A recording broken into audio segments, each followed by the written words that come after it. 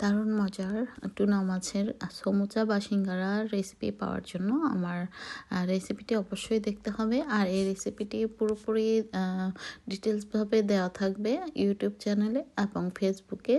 তো যারা দেখতে চান তারা অবশ্যই দেখে নেবেন। আর এই তো আমি শর্টস করে আমি বা রিলস আকারে ছোট করে দিয়েছি ভিডিওটা। তো দেখতে পাচ্ছেন আমি কীভাবে বানাচ্ছি। আজকে আমি টুনা মাছ আর আলু এবং স্প্যানিশ দিয়ে পুরটা তৈরি করেছি। আর এর সঙ্গে কি কি মশলা বা কি কি আরও অ্যাড করেছি সেটাই ডিটেলসভাবে দেওয়া থাকবে আমার চ্যানেলে।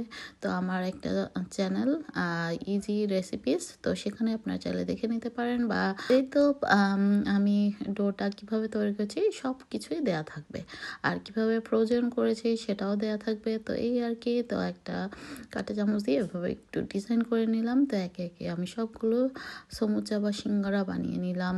তো দেখতে মাশাআল্লাহ সুন্দর হয়েছে এবং খেতেও দারুণ হয়েছে।